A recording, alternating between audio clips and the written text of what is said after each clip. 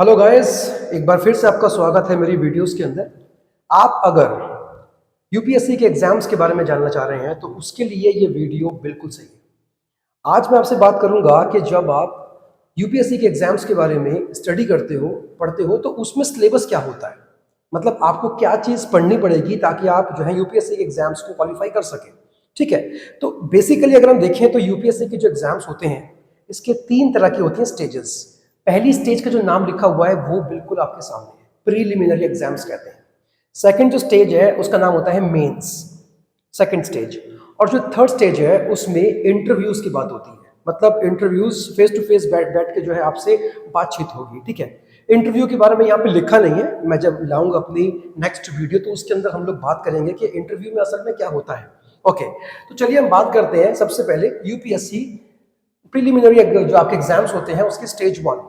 मैं बार बार इतना बड़ा वर्ड नहीं बोलूंगा, मैं आपसे बोलूंगा प्रीलिम्स, असल में इसका शॉर्ट फॉर्म भी यही है। The prelims act as a screening test to select the candidates for the mains.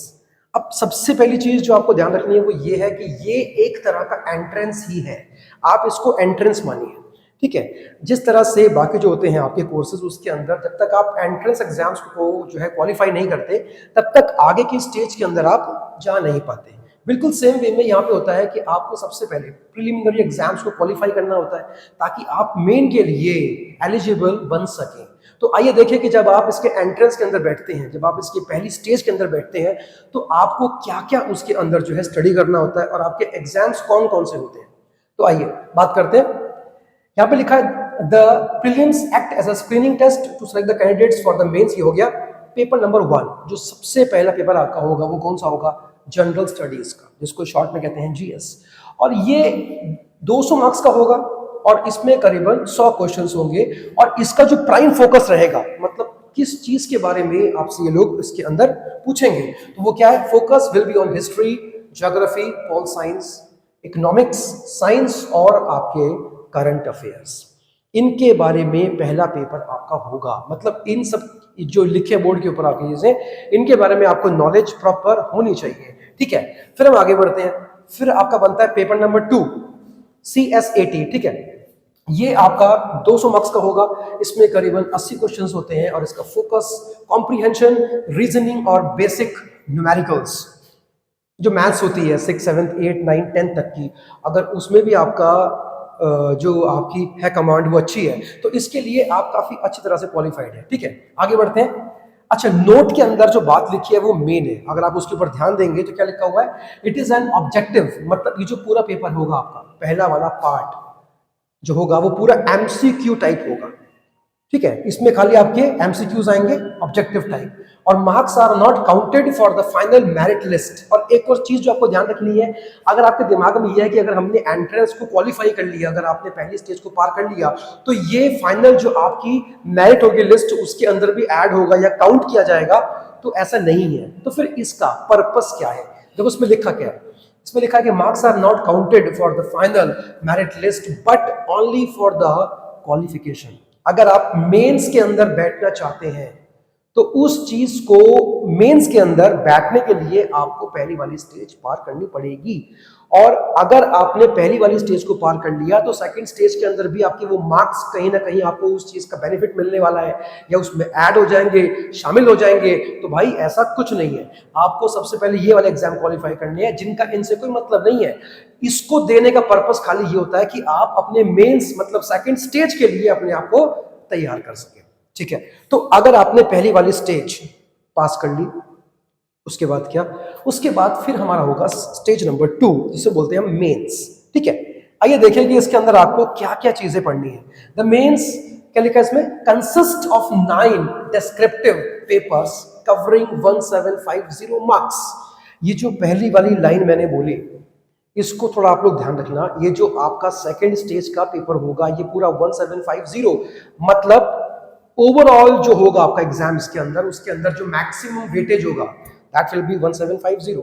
अब उसको बांटा कैसे गया है, ठीक है, उसके बारे में हम लोग बात कर लेते हैं। जरा पढ़ना इसमें क्या लिखा है। Qualifying papers paper A and B, ध्यान रखिएगा, qualifying papers paper A and B. जब मैंने पेपर ए एंड बी बोला तो मैं ये नहीं कह रहा हूं कि पेपर ए या पेपर बी में से कोई एक आपको करना है, चॉइस आपकी रहेगी, ऑप्शन रहेगा। सॉरी, आपको पेपर ए और पेपर बी दोनों ही देने हैं। अब पेपर ए और पेपर बी में होता क्या है वो देख लेते हैं। यहां पर लिखा है कि compulsory Indian language. Paper A जो होगा वो आपका कंपल्सरी इंडियन लैंग्वेज होगा, जो कि 300 नंबर का होगा। अब यहां पे एक सवाल आता है, सर इंडियन लैंग्वेज तो खाली एक ही है, हिंदी, तो क्या इसके अंदर हिंदी की बात हो रही है? हिंदी जो पेपर नंबर आपका ए है क्या हिंदी का होगा? Answer is no. 22 languages India के अंदर जो स्टेट्स हैं, 22 लैंग्वेजेस आपको उसमें दी होंगी, और 22 में से कोई एक लैंग्वेज जिसमें आपकी कमांड अच्छी है। मैं सिर्फ हिंदी की बात नहीं कर रहा हूँ, हिंदी भी शामिल है इसके अंदर, लेकिन हिंदी के अलावा और भी लैंग्वेजेस हैं जिनमें आपकी कमांड अच्छी, जैसे कि आपका तेलुगु है, मलयालम है, तमिल है, आपकी पंजाबी है, उड़िया है। तो इस तरह की 22 लैंग्वेजेस हैं जिनमें से किसी एक को आपको चूज करना है, जिसमें आपकी जो कि प्रोफिशिएंसी है काफ़ी अच्छी है, इसमें आपकी काफ़ी अच्छी स्किल्स हैं, पकड़ काफ़ी अच्छी है आपकी, कोई एक लैंग्वेज आपको उसमें से चूज करनी है। और याद रखिएगा ये पेपर 300 नंबर का होता है, ठीक है। ये तो था पेपर नंबर, मतलब पेपर ए। अब ये पेपर बी कौन सा है, आइए बात करते हैं। एंड इंग्लिश, मतलब पेपर ए तो कोई भी एक कंपल्सरी इंडियन लैंग्वेज हो गई जिसमें हिंदी भी आती है, और जो पेपर बी होगा उसमें भी आपको इंग्लिश का एग्जाम देना पड़ेगा, और ये एग्जाम भी आपका 300 नंबर का होगा, 300 मार्क्स। दोनों को अगर मैं जोड़ता हूं तो ये 600 हो गया। आप मेरी बात पे जरा एक बार ध्यान देना। फिर से, मैंने आपसे ये नहीं बोला कि पेपर ए और पेपर बी में ऑप्शन होगा, मैंने ये नहीं बोला। मैंने बोला कि आपको पेपर ए और पेपर बी दोनों ही देने पड़ेंगे, दोनों क्वालिफाई भी करने पड़ेंगे आपको, मैंडेटरी है, ठीक है। और इंडियन कंपल्सरी लैंग्वेज के अंदर प्लीज आप हिंदी को लेकर मत चलना कि इसमें खाली हिंदी की बात होती है। 22 लैंग्वेजेस जो दी हुई हैं पूरे सिलेबस के अंदर के हिसाब से, उनमें से किसी एक को आपको चूज करना है जिसमें आपकी पकड़, आपकी स्किल्स काफी अच्छी हैं, उसका भी पेपर होगा, ठीक है। और वो पेपर आपका 300 नंबर का होगा। आगे बढ़ते हैं। Candidate must pass these but marks are not included in the final ranking. फिर से यहां पे एक बात आ रही है, यहां पर बात ये आती है कि आपको ये दोनों ही एग्जाम्स क्वालिफाई करने पड़ेंगे, लेकिन इस चीज का ध्यान रखिएगा कि अगेन ये नंबर आपके फाइनल के अंदर कहीं पर भी एडजस्ट नहीं होंगे। तो आप ये दिमाग से निकाल दीजिएगा कि जो मैंने पहले के स्टेज के दिए पेपर, उनका बेनिफिट मुझे जो है नेक्स्ट स्टेज के अंदर मिलने वाला है, नहीं मिलेगा। आगे बढ़ते हैं। ऐसे पेपर होगा आपका एक, ध्यान रखिएगा ये सेकंड स्टेज की ही बात कर रहा हूं मैं आपसे। ऐसे पेपर होगा, पेपर नंबर 1 होगा, जिसके अंदर आपको कम से कम 250 मार्क्स का एग्जाम होगा, जिसको अगेन आपको क्वालिफाई करना है, ठीक है। आगे बढ़ते हैं। यहां पर लिखा है कि जनरल स्टडीज पेपर, और इसमें बेसिकली अब आपके 4 पेपर होंगे और चारों पेपर को आपको पास करना है। क्या लिखा है? जीआई के 4 पेपर्स ईच 250 मार्क्स। अगर पेपर 4 है और 250 नंबर का एक पेपर है, तो इन टोटल आपका पेपर सेट होगा 1000 मार्क्स का। ध्यान रखिएगा ये सारे पेपर अलग होंगे, इंडिविजुअल होंगे और 250 नंबर के होंगे। मेरा कहने का मतलब है कि 4 पेपर होंगे तो 1000 मार्क्स के पेपर आपके हो गए इस वाली स्टेज के अंदर, ठीक है। अब देखते हैं आगे कि ये GI1, GI2, GI3 और GI4 के अंदर आपको पढ़ना क्या क्या है, पढ़ लेते हैं। GI1 के अंदर इंडियन हेरिटेज और culture, history, geography of the world, common सी बातें हैं, ये आप भी जानते हो। आगे देख लेते हैं। GI2 the governance, constitution, polity, social justice and international relations.